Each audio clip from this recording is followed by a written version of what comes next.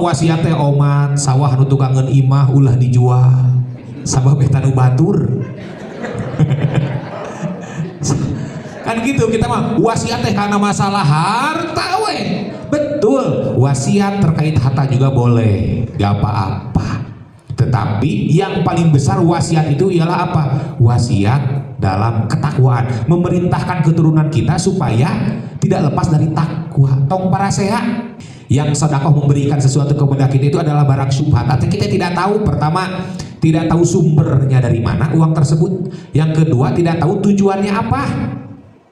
Jadi syubhat, maka tulis di situ teh keurang ke dikiparatan bisa kita pergunakan dengan untuk kegiatan lain yang tidak berkaitan dengan ibadah dan nafkah.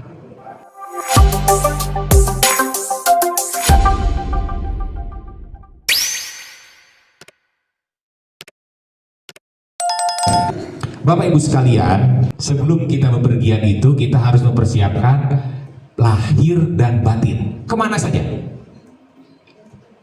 Kita berangkat ke Jakarta, kita berangkat ke Surabaya, ke Jogja, kemanapun, tentu kita harus siap lahir dan batin.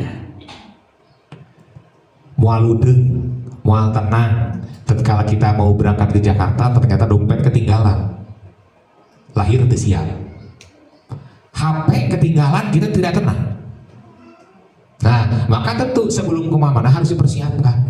Kata Pak Sutarman mah, sebelum Anda berangkat, maka cek kelengkapan kendaraan Anda.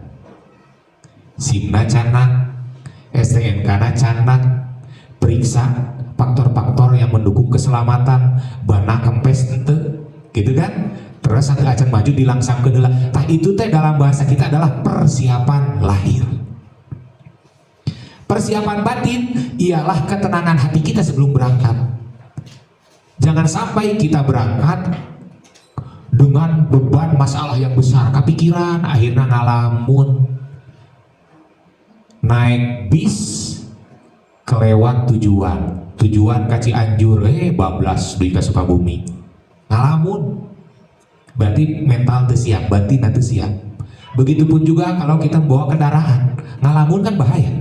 Sehingga persiapan lahir dan batin itu adalah sebuah keniscayaan. Nah, dalam ibadah haji, persiapan lahir dan batin itu terdiri dari pertama persiapan fisik.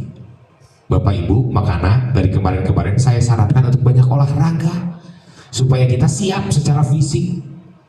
Karena ibadah haji itu murni ibadah fisik. Tatkala Bapak Ibu sekalian selama melaksanakan ibadah haji selalu diam, tidak membaca apa-apa, tetap sah karena ibadah haji mah ibadah fisik.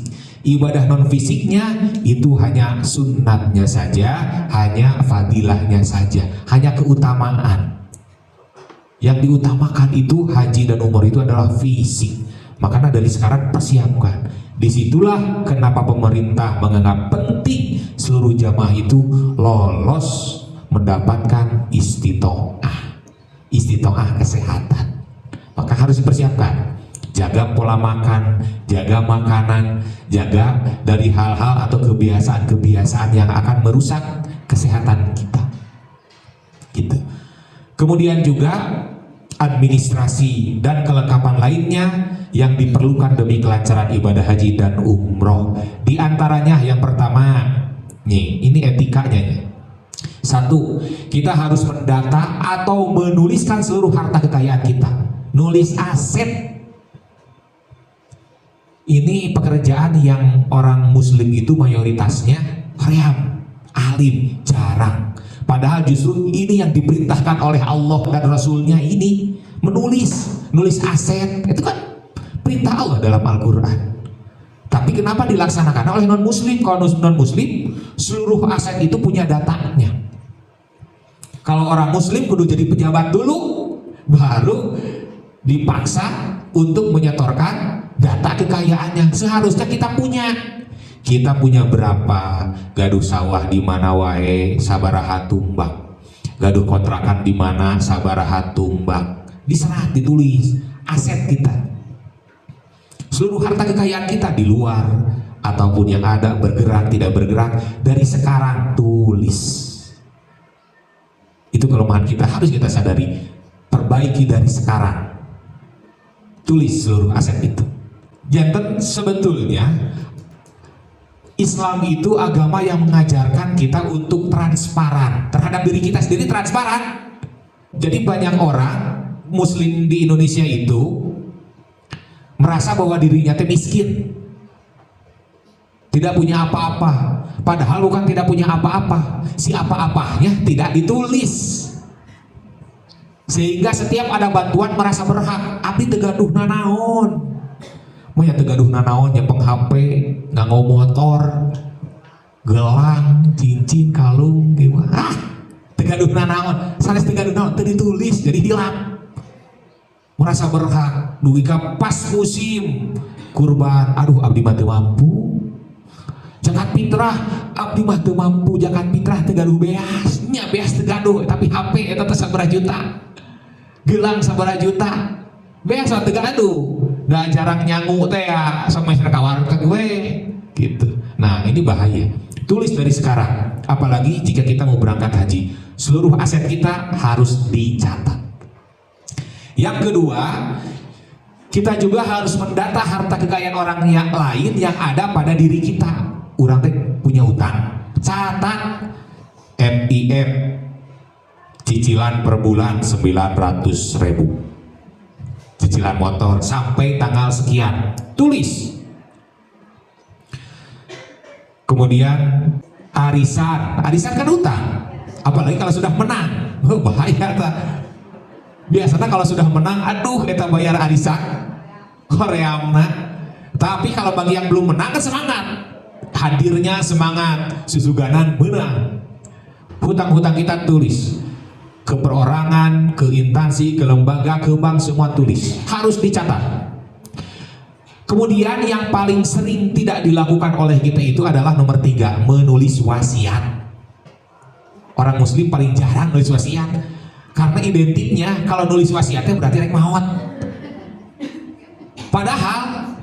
Padahal Rasul itu senantiasa berwasiat. Setiap bepergian, setiap mau tidur, itu wasiat, selalu wasiat. Wasiatnya apa saja? Wasiatnya wasiat bin taqwa, wasiat untuk supaya anak-anaknya, supaya keturunannya, supaya para sahabatnya, supaya umat-umatnya tidak lepas dari ketakwaan, menjalankan perintah Allah dan menjauhi larangan Allah. Nah, kita pun sama harus nulis wasiat. Jangan sampai kita tidak berwasiat. Jangan sampai jadi naon, jadi orang anu cuekan di dalam agama. Kedua ada budak geus garde ieu, geus boga tanggungan masing-masing, sehingga kita kecuek. Tidak boleh. Tetap kita ingatkan, topo sholat gajangnya tulis. Bapak amanat, bapak wasiat kabarudak nomor kahiji sing alakur urah parasea, gitu kan? Sing sarasa sanon, nah sarasa sariksa, nah gitu. Kemudian tong poho kana salat, jadi naon wae maneh tong poho kana salat dina kaayaan eta teh wasiat harus. Entong wasiat teh oman sawah nu tukangeun imah ulah dijual sabab eta nu batur. Kan gitu kita mah wasiat teh karena masalah harta we. Betul, wasiat terkait harta juga boleh, gak apa-apa. Tetapi yang paling besar wasiat itu ialah apa? Wasiat dalam ketakwaan, memerintahkan keturunan kita supaya tidak lepas dari takwa. Tong para sehat. Rata-rata yang bertengkar adik kakak itu rata-rata karena orang tuanya tidak berwasiat. Tapi kalau wasiat mah pas mereka wasiat sok inget karena omongan si mama, inget karena wasiat si bapak, urang teh ulah para sehat. Tong pak gede-gede ego suka ingat, jadi meminimalisir dari persengketaan pertengkaran. Maka tulislah wasiat. Dari mulai wasiat anu sifatna ukhrawi, hal-hal menyuruh karena ketakwaan, sampai wasiat-wasiat hal-hal anu receh-receh teh ya. Motor Supra jak si bungsu sakitnya, iya si anu pek gak apa-apa gitu. Nah Gitu. Jadi wasiat itu tidak hanya identik dengan meninggal. Sudah repot namanya mama terus repot mama teh sok kira wasiat. Dari sekarang wasiat itu harus kita perbaharui dan harus disaksikan sama anak yang paling besar minimal. Diketahui ku anak itu yang penting ada saksi. Selanjutnya sebelum kita bepergian juga itu sebaiknya menyelesaikan kewajiban atas harta kita, terutama apa? Zakat. Terutama kita mau berangkat haji. Para ulama berbeda pendapat terkait mana yang harus dizakati. Apakah seluruh ongkos harus kita zakati atau sebagian? Akan tetapi pemerintah melalui Baznas hasil bermusyawarah dengan MUI dan Kementerian Agama itu sudah memberikan gambaran kepada kita yang wajib kita zakati itu ialah tabungannya, bukan BPIH 25 jutanya. Karena BPIH 25 juta mah yang awal tatkala kita setorkan ke bank itu teh sama dengan kita belanja, karena uang itu tidak ada di rekening kita, langsung ditransfer ke BP, Badan Pengelola Keuangan Haji. Jadi itu sudah tidak ada, bukan aset kita lagi. Jadi aset apanya? Jadi bukan tabungan gitulah, sudah tidak ada di rekening kita. Yang harus kita zakati ialah uang yang mana uang tersebut kita tabungkan untuk melunasi. Yang penting sudah haul 1 tahun. Sedangkan biasanya kita mau berangkat haji itu menunggu seberapa tahun? Sakinten jika tabungan itu kita cicil tahun ini 5 juta, setahun 5 juta, setahun 5 juta terus pas sekian belas tahun pas ada instruksi pelunasan tinggal dikurangi, tinggal di debit gitunya oleh bank. Nah jadi seperti itu yang harus kita zakati, jangan lupa. Karena apa? Karena zakat itu membersihkan harta kita. Kalau zakat fitrah membersihkan jiwa kita, diri kita. Kalau zakat mal itu membersihkan harta kita. Jangan lupa zakatnya. Banyaknya berapa persen? 2,5%. Gak banyak, 2,5% dari total tabungan yang kita miliki. Dari total tabungan yang standby ada di rekening kita selama kita menunggu pelunasan itu. Ya tiap tahun, setiap haul 2,5% tiap haul. Makanya kecuali jika dicicil gitu. Jadi nisabnya disamakan dengan nisab emas.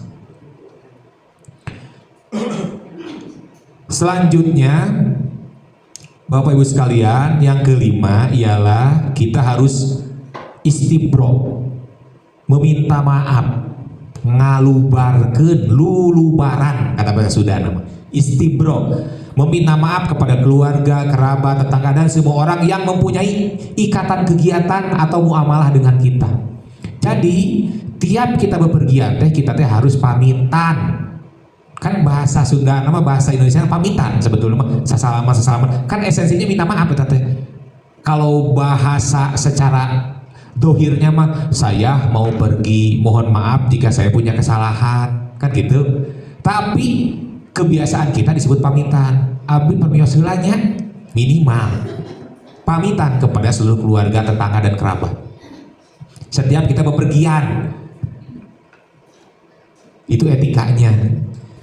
Enak jika etika itu dilakukan. Contoh, jika kita punya anak tiap pagi dia mau berangkat sekolah atau mau bekerja,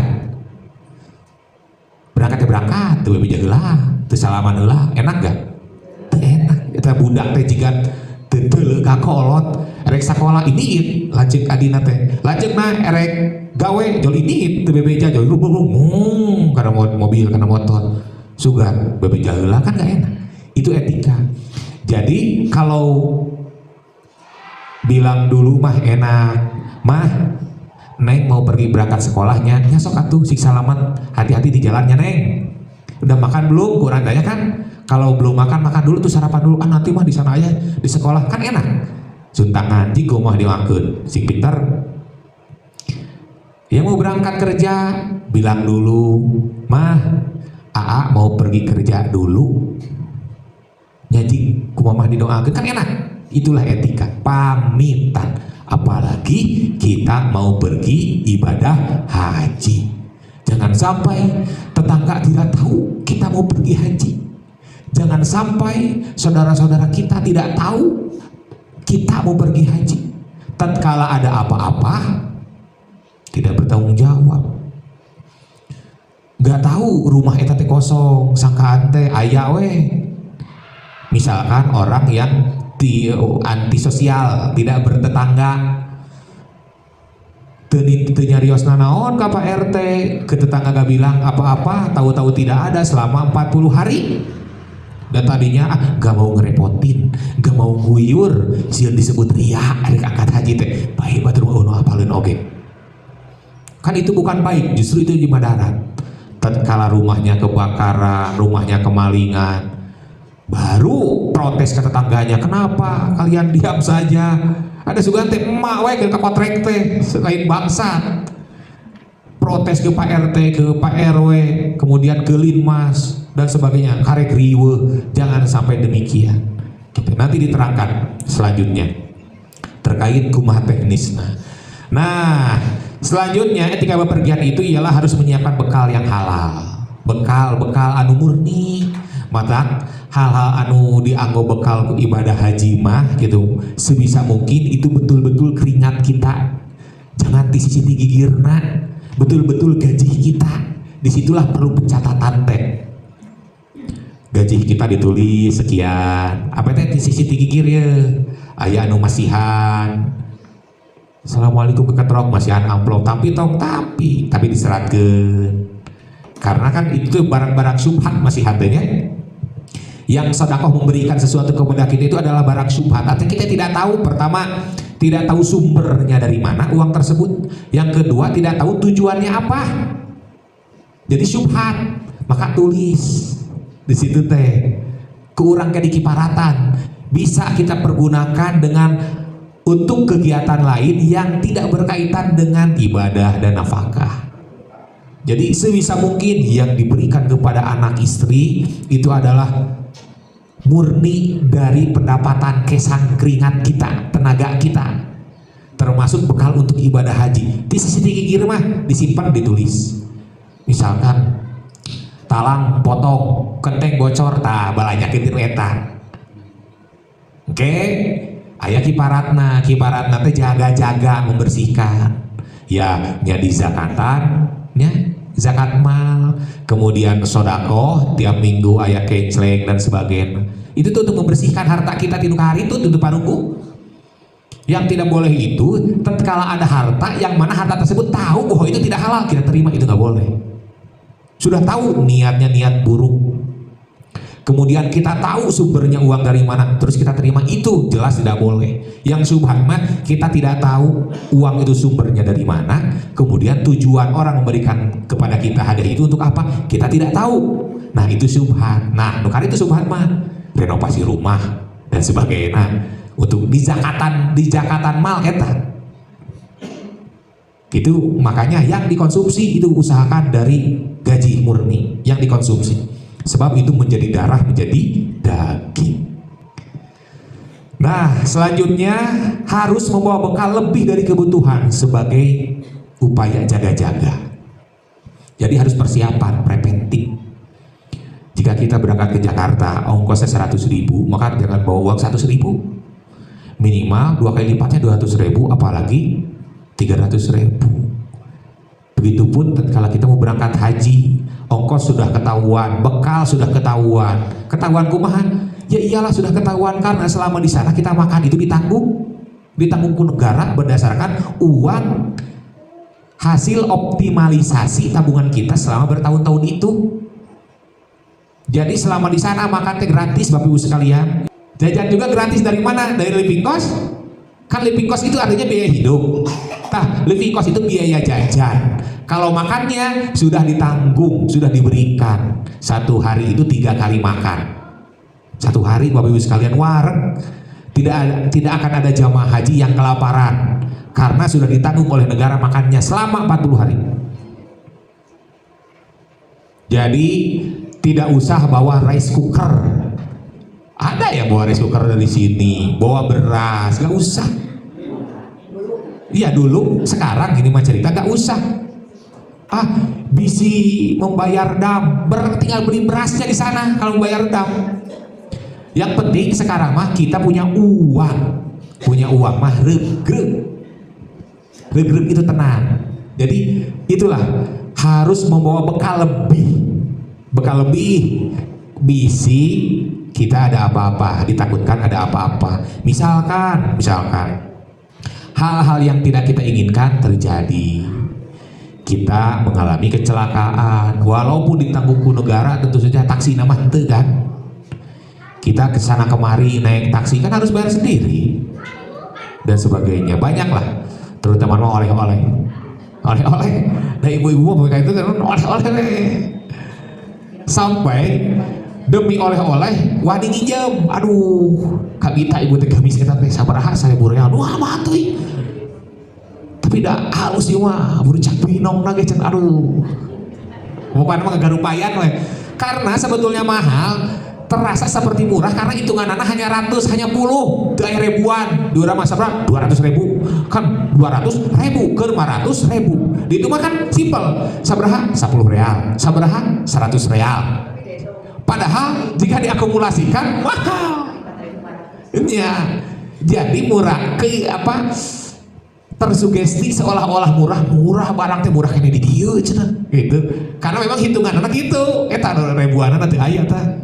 Jadi 10 real, akhirnya 1 real seberapa? 4.000. 1 real, 1 real, oh murah, berapa 4.000 di urang mah berat, bala-bala teh per 1 real, 4.000 dong. Urang mah protes 1.000, nanti bala-bala 2.000, oke protes mahal tuh, gitu. Ini saya jika murah ke sabab satu. Nah, jadi Bapak Ibu sekalian, kita harus membawa bekal lebih untuk persiapan takut ada apa-apa. Terutama dam itu kan sesuatu hal di luar prediksi. Jangan sampai pas kita punya kewajiban dam, kita repot pinjam ke sana kemari, nelpon ke anak yang di Indonesia, tolong mama transfer. Jangan sampai demikian, supaya tenang beribadah. Selanjutnya nomor ke-8, harus meninggalkan biaya hidup untuk keluarga yang ditinggalkan sampai ia kembali. Jangan egois. Mama mau berangkat haji, bapak mau berangkat haji, salaman hukul, nggak dipikirkan anak ditinggalkan selama 40 hari, gimana makannya, gimana bekalnya, kan gitu, sekolahnya gimana. Sebanyak kita teh kelupaan, karena kita sering lupa dengan hal-hal yang kecil. Yang paling lupa naon? Eta nitip mayar listrik, mayar telepon itu suka lupa. Nya kadang-kadang ke anak mah dibekelan, neng tanya jak bekal sebulannya. Tapi tajang listrik, telepon, ya gitu, tau kan? Itu suka lupa, jangan sampai demikian. Kemudian 9, melakukan sholat safar terlebih dahulu. Apa sholat safar? Nanti akan jelaskan selanjutnya. Dan yang terakhir, yang ke-10 ialah harus mengikhlaskan niat menunaikan ibadah haji karena Allah semata, mengosongkan, memurnikan hati kita bahwa kita melaksanakan ibadah haji itu hanya untuk Allah, hanya karena kita menjalankan kewajiban kita. Jangan ada niat ria, ingin dilihat, dipuji orang lain, atau sum'ah, ingin didengar oleh orang lain.